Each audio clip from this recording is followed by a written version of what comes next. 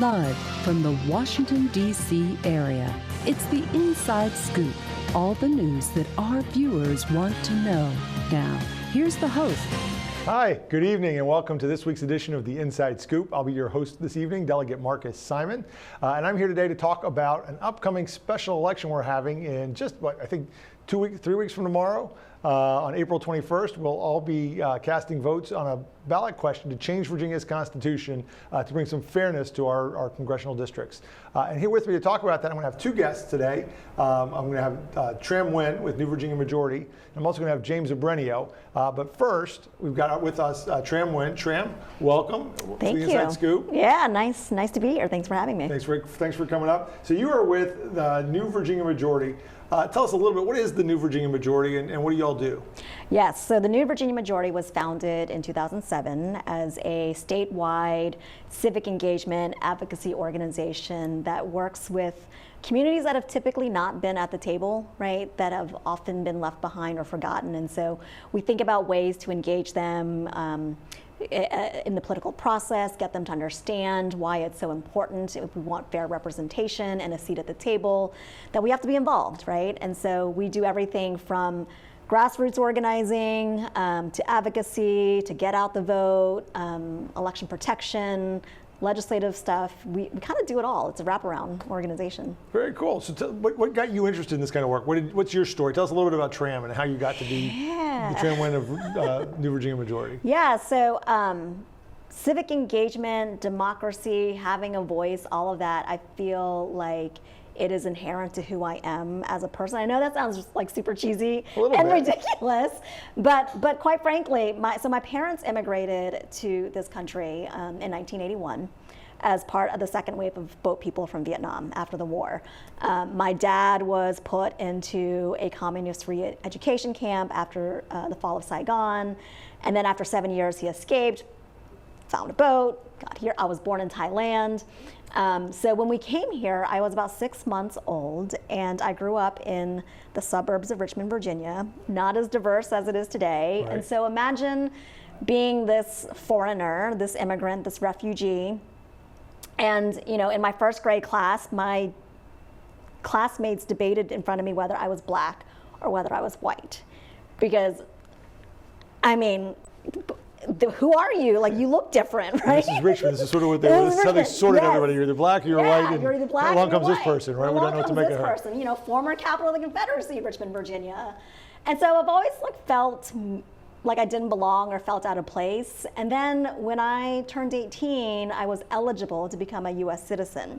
And that was a game changer for me. I remember being naturalized, raising my right hand, swearing my allegiance to this country. And for the first time in my life, I felt like I finally belonged. Like I had a voice and that it mattered. And so doing this work, making sure that people like me, people who come from different backgrounds, who have made this country their home, have a voice, feel like it matters, and have a seat at the table is why I do the work that I do.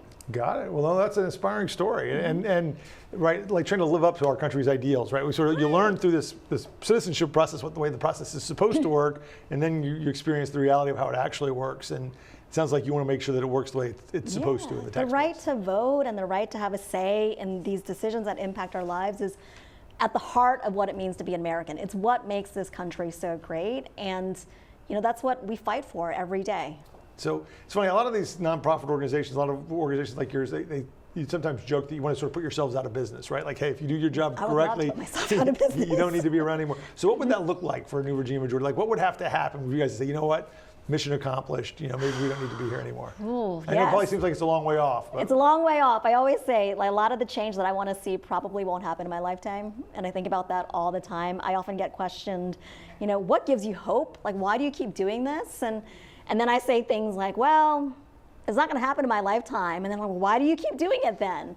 And for me, it's about making sure that we are doing enough and laying down a foundation. When I think about my 13-year-old niece or my nephews, am I doing enough that I am leaving enough tools behind for them to carry on the fight beyond my lifetime?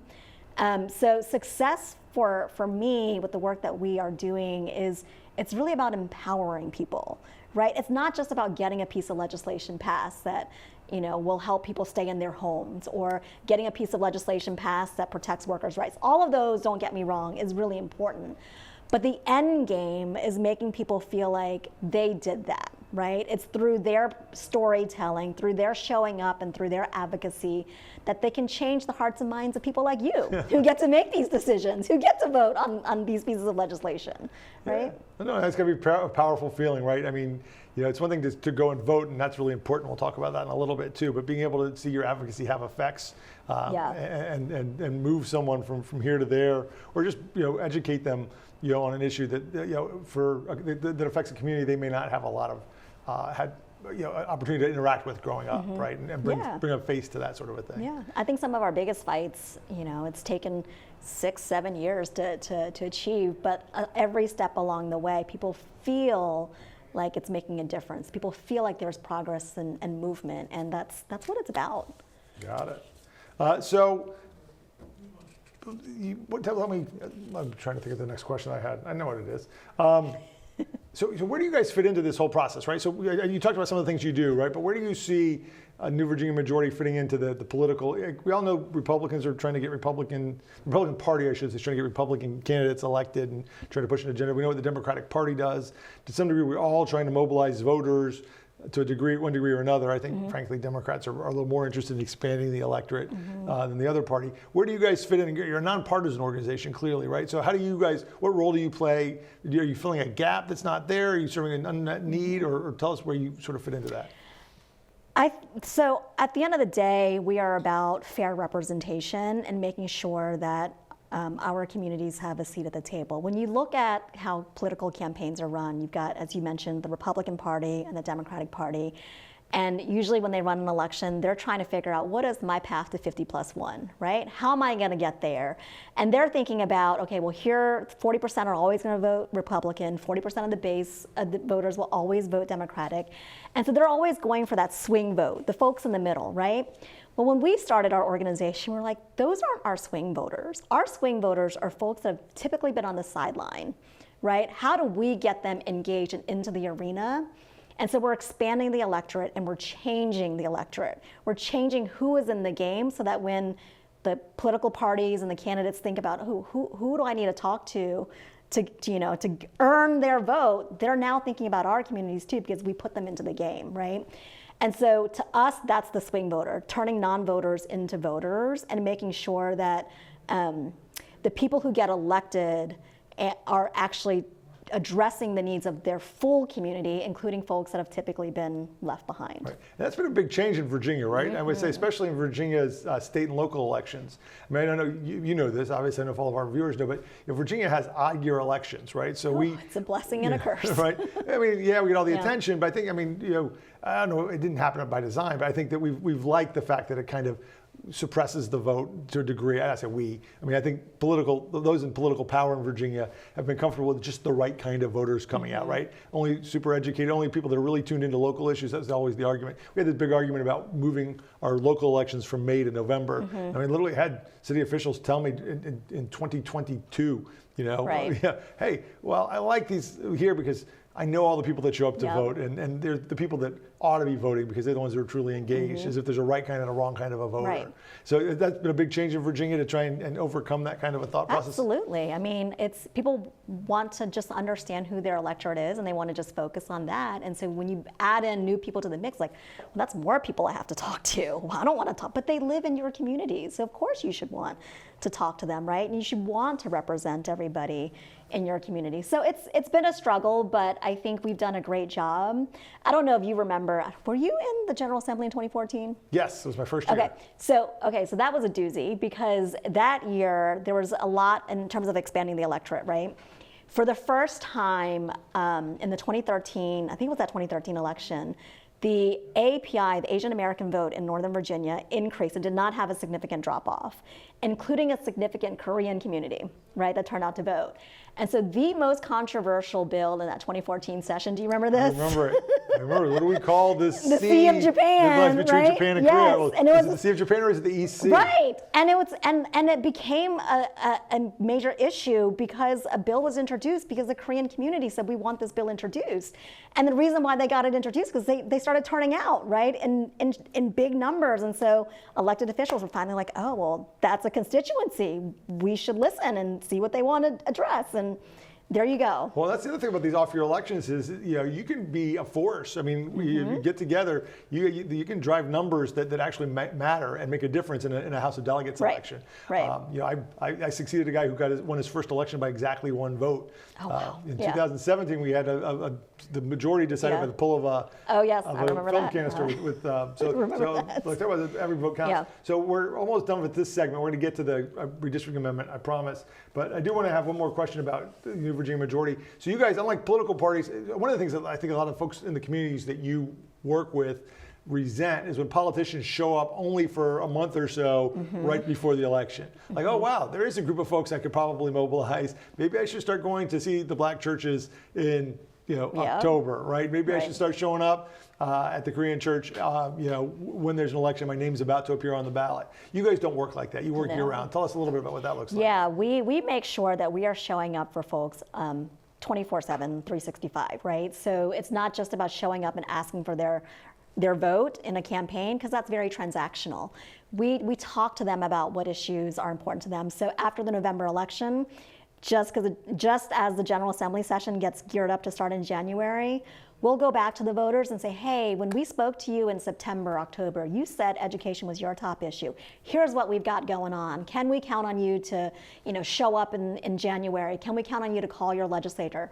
So it's a year-round approach. I think having an election every year helps us do that because it's like, oh, that's unfinished business. Well, let's keep going. And so it does keep us have us the tools to engage with people on a year-round basis. Yeah, no, and then again, good politicians know better, right? We should be doing the same things, and we should also be out there in the community all the time. Of course. But again, we tend to show more. But you're a part-time legislator, so you don't have as much time. That's right. Yeah. No, and year-round organizing is important. So it sounds like New Virginia Majority is really committed to civic education, to making sure that everybody has a voice, and it sounds like representation really matters, right? And making sure that which is the way the system's supposed to work, that people have fair representation. So we got about 30 seconds left in this segment. When we get back, I want to hear from why it is that New Virginia Majority thought it was important to get into this particular fight, why it is that we think that redistricting in Virginia is going to matter, and how it fits into this big nationwide picture that we've got.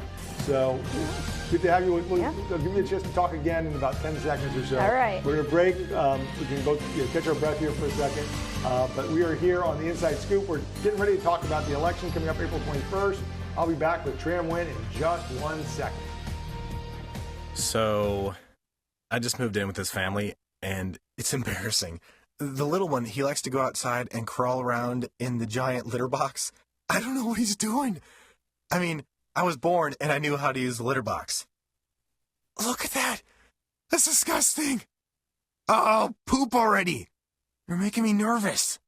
Oh, okay, I can't look at this anymore. I really hope he grows out of this, for his sake. So how was work? It was 1,300 hours. My math class from 302 was in the trenches. Davy Roth had it the worst. Fractions were coming at him left and right. He just didn't get the damn things. 2 days ago, I tried to teach him what 1/4 of 1/2 was using different sizes of blocks. Yesterday, I tried again by dividing up pizza. Both missions failed. Oh, no. But today, I was ready. I created a combat math game where the only way to beat the enemy is to out-fraction them. Davy conquered every last denominator. My game was so successful, the principal is deploying it to math squadrons all over the school. Anywho, how was your day? Oh, today my boss treated the office to salad wraps. Salad wraps. I know. 150 over 90. 180 over 111. 160 over 110. I had a stroke. This is what high blood pressure looks like. You might not feel its symptoms, but the results from a stroke are far from invisible or silent. If you've come off your treatment plan, get back on it, or talk with your doctor to create an exercise, diet, and medication plan that works for you. Go to loweryourhbp.org. If I would have followed a treatment plan, I would not be in this situation. We're back to the Inside Scoop. Here again, your host. And welcome back to the Inside Scoop. Once again, I'm your host, Marcus Simon, and I am here with Tran Nguyen of New Virginia Majority. And we were just getting a little bit of background on New Virginia Majority and what you guys stand for, what kind of work that you all do, that you're very much a pro-democracy, pro-representation, voting rights advocacy organization. So how'd you all pick this fight? So when did you guys start to get involved with, I guess we didn't know if it was going to be a referendum fight or not. When it first started out, there was a question, right? The question came up, right, I guess, when we heard that Texas was going, when we heard Donald Trump say, hey, Texas legislature, go find me my 5 votes that I'm entitled to. And then California answered, and then people started to talk about, well, what about Virginia? Can we do something? And I think our initial instinct was, well, I wish we could help with this fight, but we have this constitutional amendment that says all the redistricting gets done by the commission. And I think some of us then started to say, well, you know, there's still a process to change the Constitution. And just because our Constitution says this doesn't mean we can't participate. Tell us a little bit about when you guys started to get involved and when you started to engage. Yeah, I would say it's sometime last fall, right, when these conversations were happening and the whole, can we amend the Constitution or not, taking a look at, you know, how you amend the Constitution in Virginia. It just requires a General Assembly to pass the language, the constitutional amendment language, in 2 consecutive General Assembly sessions with an intervening election. And so, you know, there was just this investigation in terms of, is this possible? And it is, and it was, right? And so when the Speaker and the Majority Leader and the General Assembly reconvened or had a special session. Well, so a special session, yeah. It was a special session that was ongoing, and so then. Well, you know, one of the good things about Glenn Youngkin being really obstreperous about the budget, and he wouldn't agree to our budget, and was forced to call us back into a special session so that we could do a budget. And this was when we first got started, and we never adjourned it. We just stayed in special session. So there was a special session. The Speaker called everybody, the House back, and the President Pro Tem called the Senate back, and so. Right before the November general election 2025, the General Assembly considered whether or not to pass the first, passage of the constitutional amendment language. And so at that point, officially, New Virginia Majority and a couple of our organizational partners at the Virginia Coalition for Progressive Values said, we want to support this. And so we showed up at that hearing, testified in favor of adopting the language in HJ4 that Delegate Rodney Willett carried. And then the election held, and then this past January, with the General Assembly session, again, advocated for the second passage and also was involved in some of the advocacy. So now it's with the voters, right? So it passed the General Assembly twice, and so now it's in the hands of the voters. So what was your pitch? What was your pitch to legislators as to why we should pass it, and what would your pitch be to voters to why they should vote for it? Well, as you mentioned, right, this didn't start in Virginia. When we are talking about what is at stake for our country right now and what's at stake for democracy, the field, the arena we are playing in is at the national level.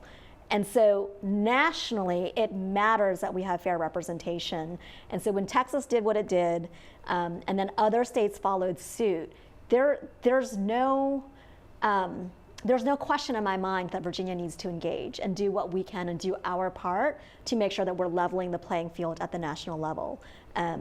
Because it is a difference between whether or not we'll have a Congress that is going to adequately reflect the will of the people, the all Americans, on a national landscape. So I think it's absolutely critical. I'm glad the General Assembly that you all did what you did, and I'm glad that now voters get to decide. Because at the end of the day, voters are deciding, right? We are not a ballot initiative state. We can't just put anything as a referendum on a statewide ballot. We require you all to give us the chance, right? And so you've given us a chance, and now it's on us to do it. Yeah, and you guys advocated for something, and I don't know, frankly, how I felt about it at the time, but one of the other things we decided is, we could have done the constitutional amendment process first and then drawn the maps. Right, and then so made people sort of vote without knowing what the maps were going to look like. But I think you guys were part of a group that helped us decide that we're going to go ahead and put the maps out at the same time, right? So everybody could see what it is exactly that we're talking about doing with this power. Should they give us this power? Is that right? I think it's being fully transparent, right, with voters, so that when you show up on April 21st, on or before April 21st, to vote, you know exactly what we're voting for. We are voting for the constitutional amendment to be changed to allow for this mid-decade redistricting. And we're saying that if it passes, that the General Assembly will adopt this map that has been put out there very publicly for everybody to see. You know. So that sounds like a very positive message, right? We want everybody to be represented. We want your voice to count. We don't want the president sort of dictating who controls Congress. We want the voters to decide who will control Congress. But some of the messaging on the other side has been less than positive. You brought some of the mail here with you. Oh my goodness. So you're not somebody who normally gets a lot of mail, right? Nope. You're a regular voter. We know which primaries you vote in, so everybody kind of knows. Even though your organization is nonpartisan, we candidates have been able to pretty well target Tran Nguyen. We know who she is. Yes. Don't waste our money on her. Yes. Not the case with this election. What have you been getting in the mail? Show us a little bit. Yeah. In any typical election cycle, I am usually not targeted in any way whatsoever by any campaign, any candidate, either side. This time around, I've gotten, in the last 2 weeks, all of this mail. This is crazy to me. And on the no side, what has been fascinating, and these are, no folks going after what I would consider super Democratic voters, like myself, that vote in every single election, local, primary, et cetera. And even though we don't have party registration, I'm considered a Democratic voter because they can see that I voted in Democratic primaries, right? So you make that assumption. So now I've got these mailers from the other side that, from PACs like Democracy and Justice PAC, that sounds like something that I would probably support, Justice for Democracy PAC. So, similar names, justice, democracy.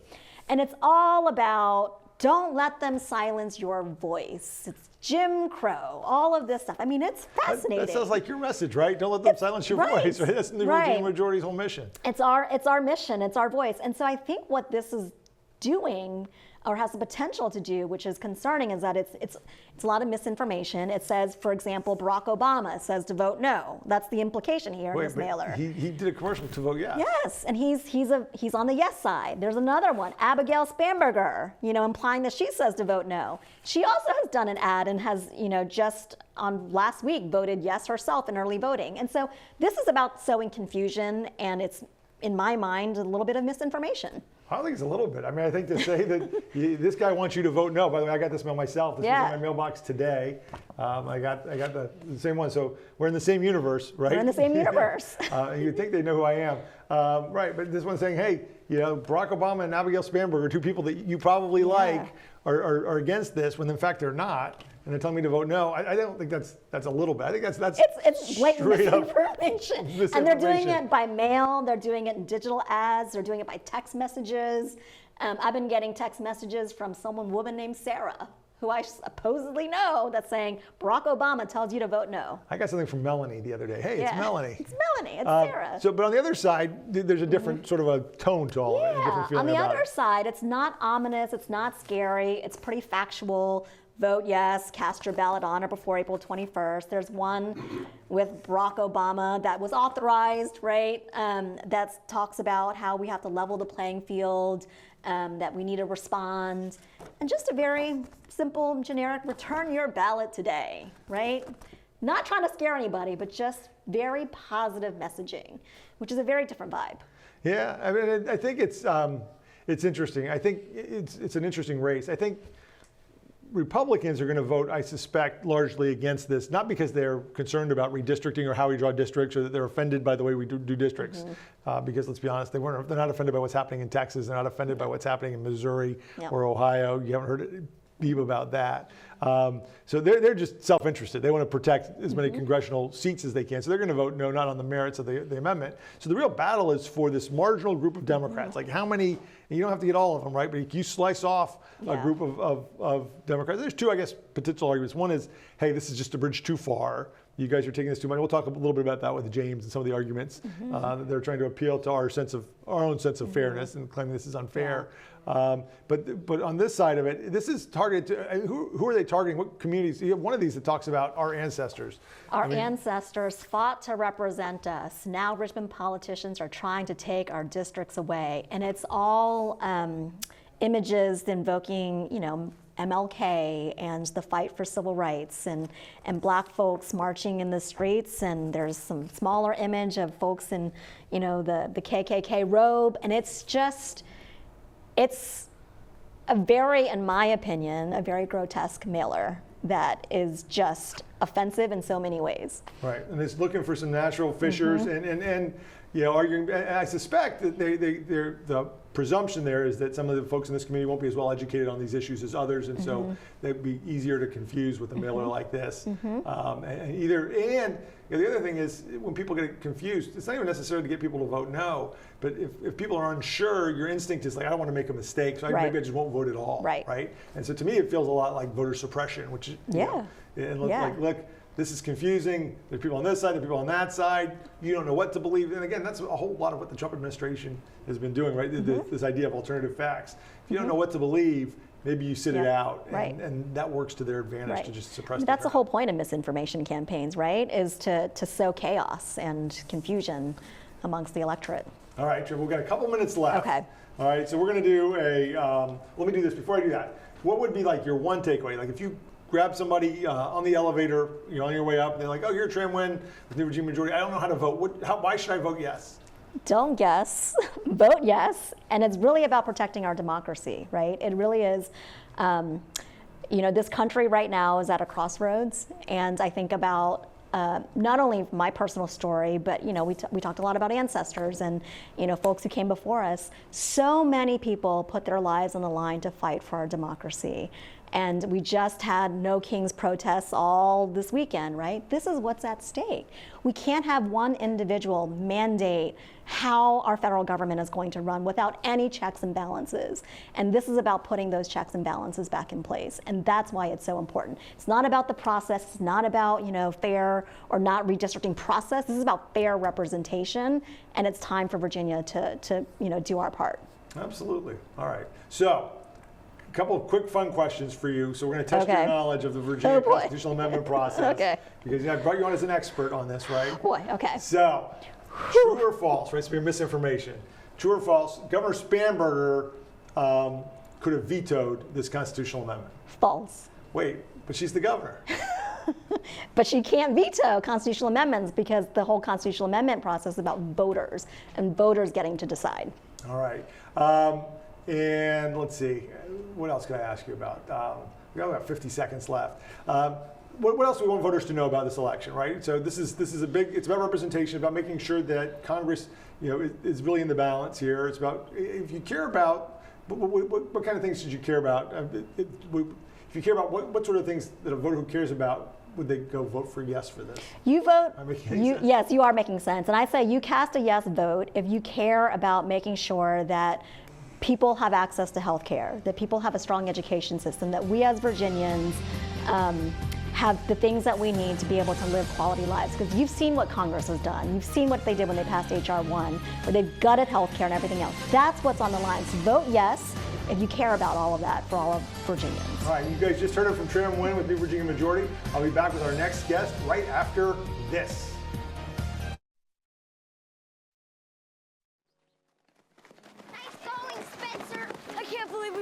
Old man Hennessy's window. Correction, dude. You broke. I just threw the ball. This is really bad. What are we gonna do? We? Go to the door, ask for the ball back. Are you serious? It's my ball, Myrtlebeck. You're so dead. I'd run away. Yeah, to Uruguay. Kiss your life goodbye. Sorry. Let's go. Dad. See ya. You got me and you're well. Nice life. Some friends you are.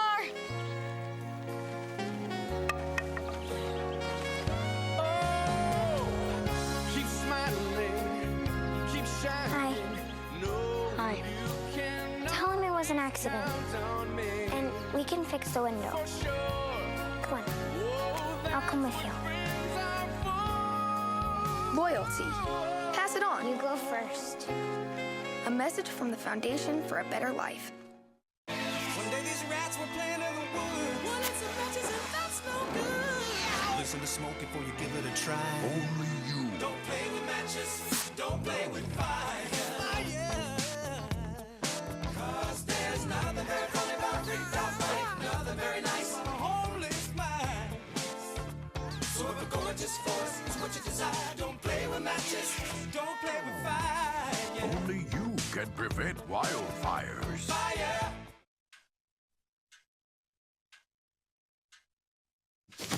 Awkward. I'm the awkward silence. You try to avoid me, then there I am again. But an awkward silence can be a great thing. Like Kelly here is about to demonstrate. You haven't really been yourself lately. Are you okay? Find out how you can help a friend with their mental health at seizetheawkward.org. We're back to the Inside Scoop.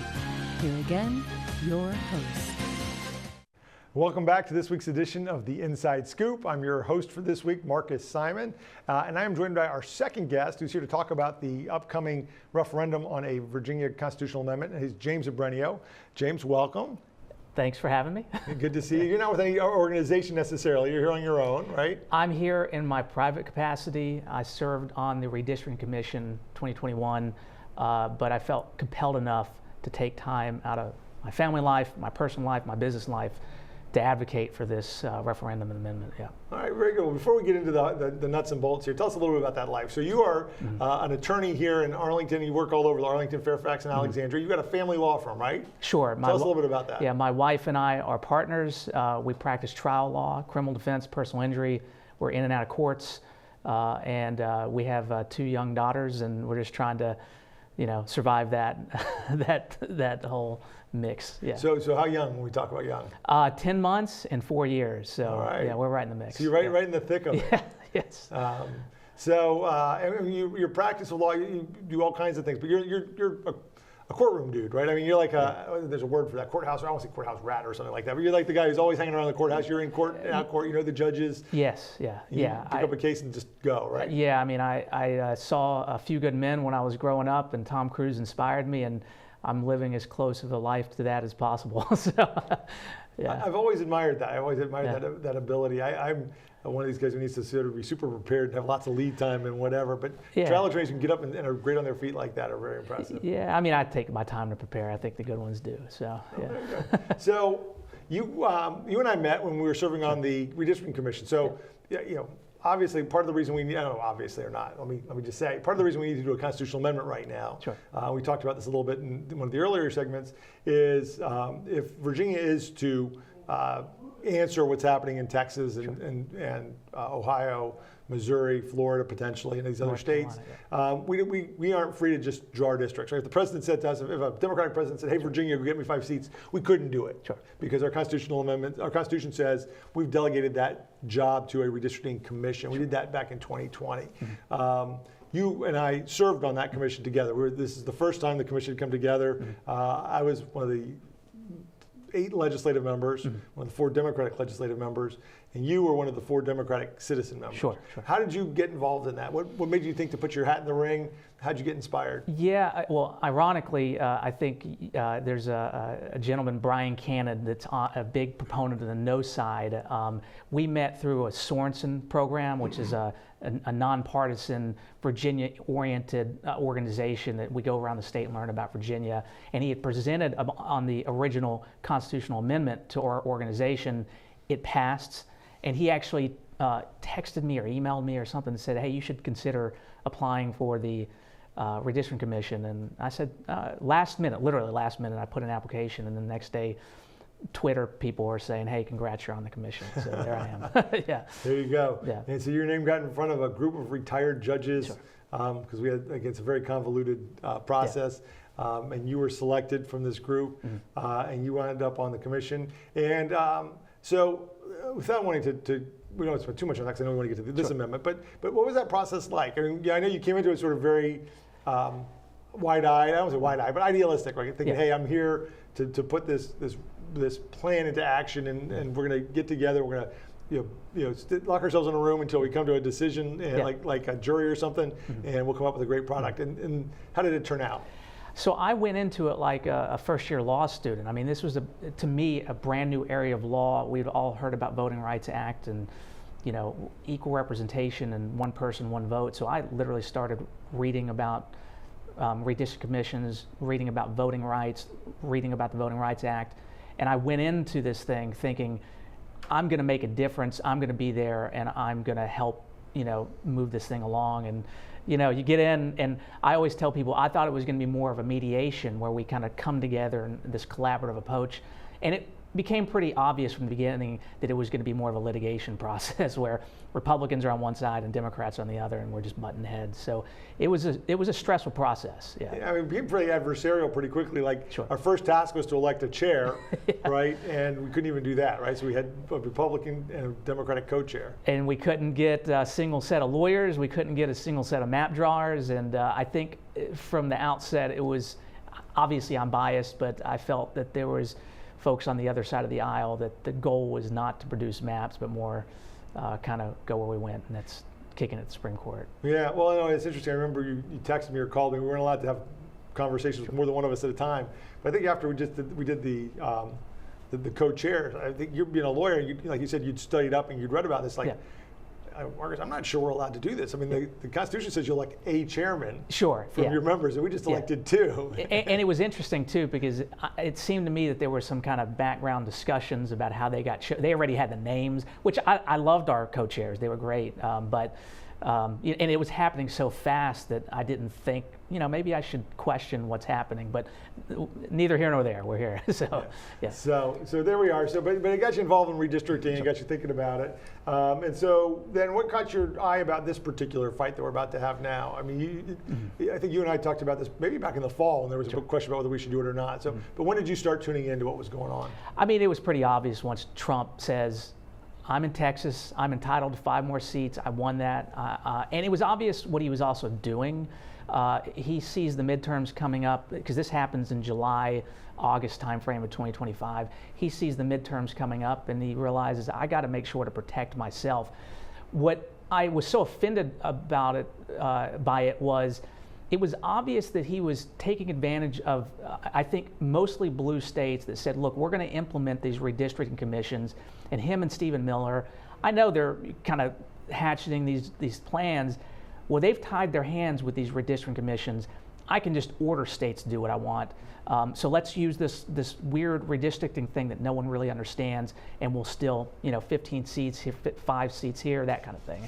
And so it just was cynical, Yeah. So tell us a little bit. We haven't really gotten into the text of the amendment. What does the amendment actually say, right? I mean, you and I are both lawyers, but I know you pay attention to this question. You're not an election lawyer necessarily, but you've paid attention. So what does this amendment actually say that it's going to do? Yeah, and that's what's so important to focus when folks are trying to say this is just a political grab by Democrats. It is actually a narrowly tailored response. So when we're talking about redistricting, there's usually 2 sets of maps that are redrawn.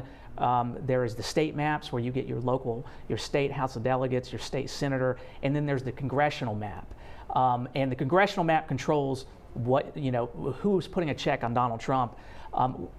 This amendment is only focused on the congressional map, and it's also set to sunset when we start to redistrict again. So the Redistricting Commission will go back in 2031 when we start drawing maps. So it's only focused on the congressional maps to respond to what Donald Trump did in Congress, and it's not touching the state maps. Gotcha. So this isn't, again, turning it back to politicians to draw our own districts. One of the criticisms we've heard is, hey, people that are sort of opposed or people supported the Redistricting Commission, opposed to having legislators draw it, is, hey, we don't, it's the old saying, and I think it's great, I agree with it, voters should pick their politicians and not the other way around. Well, this isn't really us, because again, we're not drawing anything for ourselves. Yeah, and I hear that a lot. I'm not a politician. I'm an individual guy that's taking time out of my life to advocate for this. And I think a vast majority of Virginians who support this are not running for new maps being drawn for themselves. So folks can use that criticism all they want. I still support this, and you're not going to see me on any ballot anytime soon. So there you go. Right. And so one of the criticisms that we've heard about it is, you look at the map. So I was talking to Tran earlier, as you saw when we were listening. One of the decisions we made was to actually show people what the map's going to look like. Like, look, are we talking about a 9-2? There's a debate early on, a 9-2 map, a 10-1 map. So we have 11 congressional districts in Virginia. It's probably impossible to draw one that all 11 districts are Democratic. Just you can't make that work. So probably the most aggressive approach was this idea today. We do 10-1.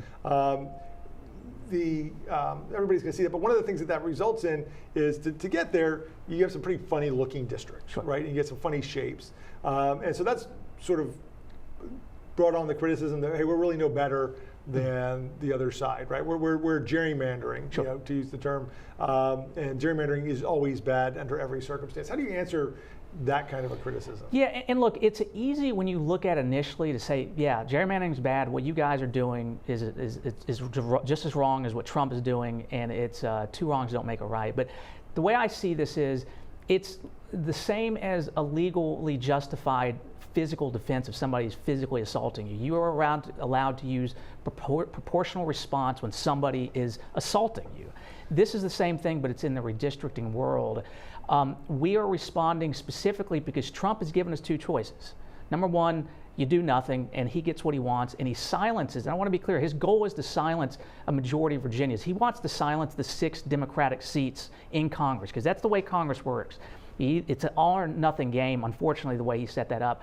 That's the first choice. We do nothing and he silences us, or we respond proportionally. And again, we're focused on the congressional maps, and it is set to sunset. So it is essentially, you have no real choice, in my view. So right. So I guess the question is, are we fighting fire with fire, or are we actually answering? There's a firefighter. We're not just standing around doing nothing, right? Sure. We could just sit aside and watch the whole thing burn down, or do we take the tools that we've got and do our best to put the fire out? Yeah, and we also have to remember, Donald Trump is one of a unique figure in history. He practices thug politics. Okay, the only way he hears responses is to physically respond back. We, as Democrats, are compelled to do this because of his behavior. No, I think that's right. I think your point too, that their strategy sort of counts on us being the better person. We always want to be going high when they go low, or trying to be the adult in the room, or whatever, or turning the other cheek, frankly, right? Well, I mean, that's sort of what they're expecting. And I laugh. I see congressmen like Klein getting upset. What they're really upset about is the fact that we actually are responding. They're not upset about the gerrymandering. In fact, if you actually have been paying attention to Klein, he just had a joint event with this guy, I think his name is Scott Pressler. This is some type of influencer personality that was literally in Indiana when Indiana was telling Trump, we're not going to do this. He was pushing for redistricting there. He wanted them to listen to Trump, and now he's here pushing against redistricting because it happens to be Democrats that are doing that. So it's just hypocrisy in my view. Yeah, and so we'll get to some of that too. We'll get some more of these questions, because I think you're right. I think what this boils down to, the persuasion contest here, right? For a lot of elections, you're trying you're targeting a big group of folks. You're trying to mobilize your base. You're trying to get Republicans and Democrats. I think the real persuasion argument here is amongst Democrats. I think Republicans are locked in. Frankly, I don't think they ever minded the gerrymandering that was going on when they were in charge. The congressional maps they drew in 2012 would tell you that story, right? Look at the 2013 map here in Virginia, 8-3. Okay, if you want to talk about a gerrymandered map, look at 2013. Virginia. Right, when we had a Democratic governor, Democratic lieutenant governor, Democratic attorney general, and they were drawing Republican maps. And they were very, very happy about it. So this is really a battle for the Democratic hearts and minds. And so we'll talk about some of those arguments and how we're going to make them when we come back for our second set. So far, it's been great talking to you. And we're going to give ourselves a little bit of a break, catch our breath, both talk fast. We'll be back right after this. Okay, so we drowned the fire, stirred it, drowned it again, and now just feel if it's cold. Yeah. Cool.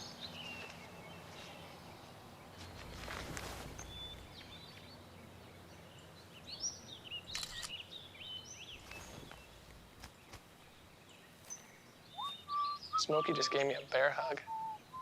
I know. I already posted it.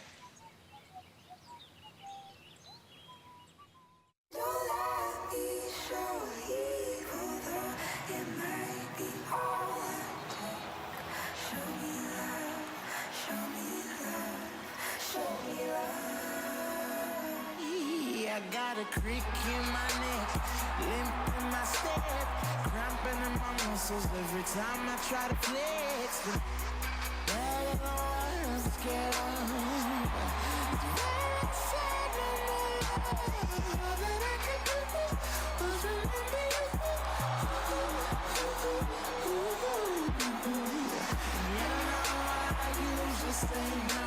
But if you throw me love, I'll throw you some more.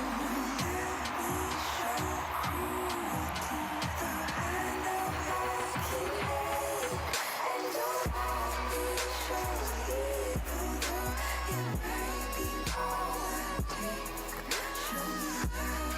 a big responsibility. Oh, it's huge. I know, it's huge. And the salary.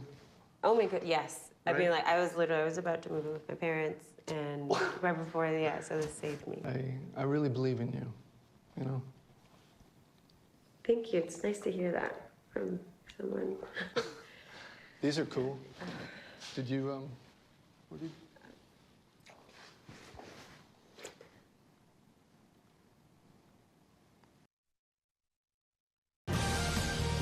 We're back to the Inside Scoop.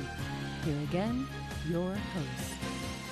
And welcome back. I am Marcus Simon. I am your host again this week. And we are here with James Abrenio, and we are talking about redistricting and the referendum that's up for our constitutional amendment that's coming up on April 21st. That's 3 weeks from tomorrow. It'll be the third Tuesday in April, and we will be voting on a constitutional amendment to temporarily allow the state legislature to draw Virginia's 11 congressional districts, sunset after the 2030 census, and we'll return to that regular process of letting the Redistricting Commission at least try again to draw another map. And who knows if that'll go any better than it did last time. Maybe it'll end up back in front of the Supreme Court. But these maps will only be in place for the rest of this decade, and in response, again, we talked about to what's happening and Donald Trump's demand that Republican legislatures go get him the seats he feels he's entitled to in other parts of the country. So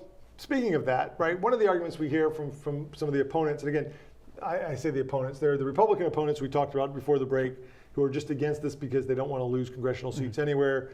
Frankly, they'd like to hold on to control of Congress and continue to allow Congress to be a rubber stamp for whatever policies Donald Trump wants. So they're going to vote no regardless. It really has nothing to do with any sort of principle about how we draw districts or not. There's a practical argument we get, which is, look, hey, Democrats, you guys are compromising to the extent you think you're compromising our principles on how you draw districts, and for what? For 2 seats, what difference is that going to make? The way that things are going so badly for Donald Trump right now. He's so unpopular. Gas prices are high. Inflation is up. Jobs are down. Everybody's really unhappy. Why don't we just campaign and win anyway? And probably with existing maps, you still pick up a few seats. So what do you know about that argument? What do you think of that? Yeah, effectively they're saying, Democrats, you don't need to do this. And when I hear that, it's kind of funny. I think about a couple things. Number one, what we are doing, we have to look at it in the redistricting context. What has Donald Trump done specifically? He has said, steal me 5 seats in Texas, steal me some seats in North Carolina, Missouri, Ohio. Hopefully I can get 4 more seats in Florida.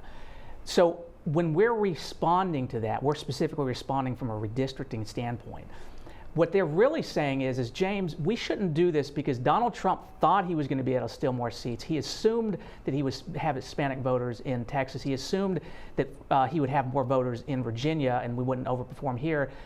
What he actually did was he did things that voters don't like, and effectively what they're saying is, Virginia, hold back your punches because Donald Trump is so bad. He's not listening to the voters, so we should save him from himself. Turns out that voters don't like it when he cuts taxes for billionaires while cutting Medicaid and health insurance for middle class and poor folks.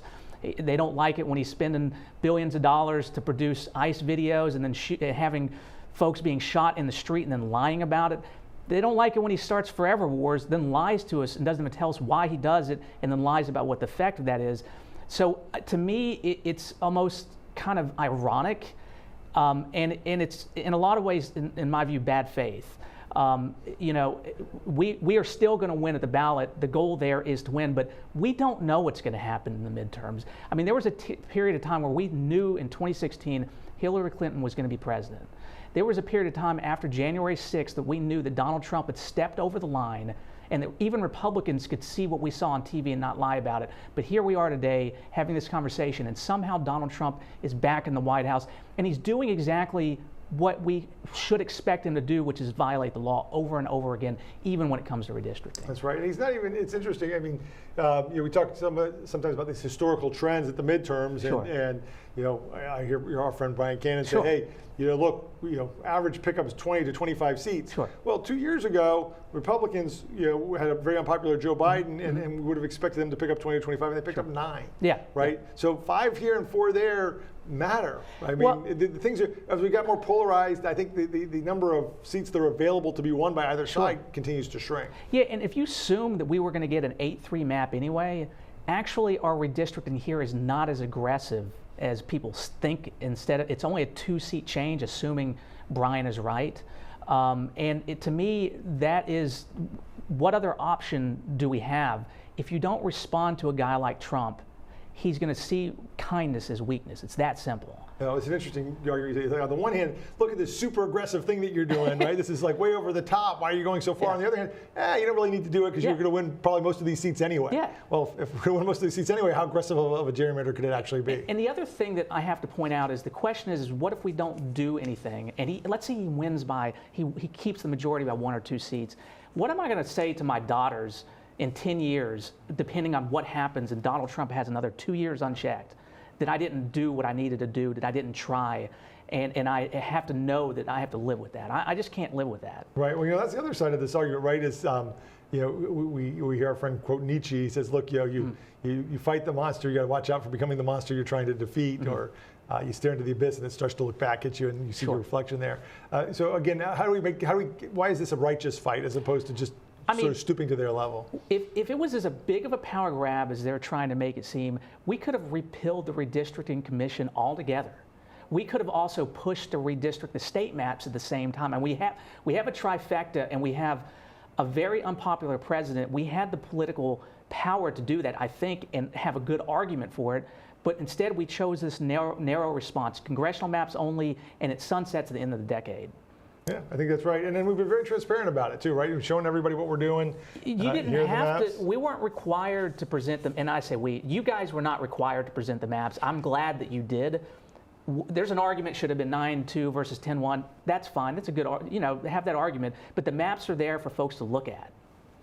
So. That's right. So, the other argument is we have, I've heard, and I think you understand this, but I want to articulate for our viewers in case they've heard it too, is it really temporary? If you guys were really serious about it being temporary, Trump's only got 2 years left on his term. Why does this continue until 2030, which effectively means it's going to be in place until people are sworn in 2033, if you want to do the math so that it sounds like it's as long as it could possibly be. How temporary is that? Why didn't you just make it for one election? I beg people, look at the amendment language. I've had people call my office because they've seen an ad I did and said, "You're a complete liar, this is permanent." Look at the actual language amendment. Again, if the legislature wanted to be permanent, they probably had the political ability to have that done. Instead, the language is narrow. Would I have been open to the argument of maybe making it sunset a little bit sooner? Sure, but I frankly think that the focus here is we made it temporary. It's going to be temporary, and it is in direct response to Donald Trump. Right. Well, I think too. I mean, there's going to be a census again in 2030. Sure. So that's the time it just makes sense. So these districts last until there's another census, and then we'll just redistrict in the normal course. And if you're telling me Donald Trump's, then the Republicans are going to pull back what they redistricted before the end of the census. Have that discussion, but do you really think that's going to happen? No, I think you're exactly right. So is this the right place to fight? I mean, that's the other thing is like, listen, are we focusing too much? This is a distraction, right? Should we be focusing on a lot of the policy things that you talked about, right? Hey, can we run against HR 1? Can we run against the fact that instead of saying to rural folks, hey, we're going to take your congressman away, hey, guess what? Donald Trump took your hospitals away. He's taking your Medicaid. He's closing all the food banks and the market for your farmers that grow for the food banks. There are plenty of issues that we could have used to sort of appeal to folks if we wanted to go from 8-3 to 9-2 by hard campaigning. Is this an either or is there a way we do both? Or is this too much? Is this too polarizing? I mean, when folks say, aren't you being too polarizing? I don't really know how to respond to that when I see a politician like Donald Trump, when I see a guy like Stephen Miller encouraging ICE to create conflict and physical violence in the street and then lie to us about it. My view is I see a punch taken and we have to make a response to it. Are there other things that we need to be doing? Absolutely. It's not like we get to just walk in and then automatically we're going to get a 10-1 map. You still got to win the elections. It's not like I think that ultimately we're going to take back the House after the midterms by just laying back and saying, you know what, we've done what we wanted to do in Virginia, we're done.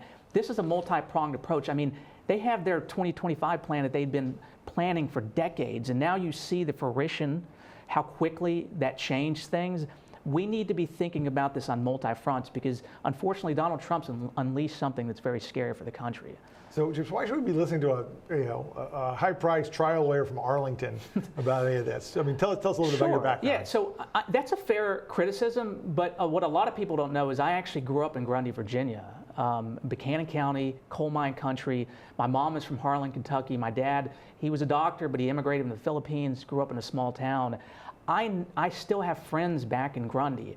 I don't make this argument lightly. I can see how offensive it is to have someone like me come and say, we're going to take away your congressional representative. But what I would say to those folks is you need to be looking at your congressional delegation. You need to be looking at Klein, Kiggins, McGuire, Griffith, and say, you know, when Donald Trump was doing this back in Texas and you saw state representatives fleeing the state, what did you guys do to try to fight back Donald Trump? Because they should have known, and they should have been educating and advising their constituents that the Democrats are going to be forced to respond to this. They're going to be forced to have to take this action. So if you want to be fully representative of your communities, you need to be fighting Donald Trump, and that's what they should have been doing. You know, unfortunately, I see the devastation that's happening in places like Grundy, the hospitals struggling. I don't know, there's multi-causes for that kind of thing in small communities like that. I'm not blaming it on one person, one president, but what I can tell you is cutting Medicaid to fund tax cuts for billionaires, and now I'm hearing apparently to fund this Iran war where they're considering more health care cuts. I don't know what to say to that, except I believe Democrats would better serve those communities anyway, for what it's worth. And it's disrespectful. If my friends from Grundy want to call me up and yell at me, I understand that. I don't want to be here. I don't want to be spending my time doing this. I hoped that we wouldn't be having to talk about redistricting and for another 5 more years, but here we are. Yeah, no, that's absolutely right. So so your Grundy roots, right? You still, again, surprising folks sometimes. Sure, yeah, right? yeah. Defying the stereotypes. I've lived throughout the state. I love our Commonwealth. Well, I mean, that's one of these arguments too, is that we're disenfranchising folks. But I mean, the fact is, you know, that if Donald Trump succeeds and Republicans retain control over Congress, what kind of a voice do any of these members of our congressional delegation have? They haven't had regular order there in years. I mean, we are if we want to use the word disenfranchised, right now as we speak, we are disenfranchised because we have a 6-5 map and Democrats have no voice in Congress because of the way Donald Trump dictates. The reason that Klein, Kiggins, McGuire, Griffith said nothing to Donald Trump, they were worried about mean Trump tweets. And I'll even go further. I don't even think Trump cares about the Republican Party. I think he cares about himself. I think he's doing damage to his own party, and he could care less so long as he retains power. Well, I think that's probably an accurate assessment. So there's a lot at stake, as you guys can hear, on April 21st. Get out and vote. I hope that you'll vote yes. Clearly, I think from the conversation you've been hearing us have, we are both team yes. I think it matters a lot that we have representation in Congress and that we get Congress to work. I mean, the fact is, the reason President Trump is doing this is because he knows his positions are unpopular. So let's send him a message. Let's vote yes. Let's give Virginians a level playing field on April 21st, and we are out.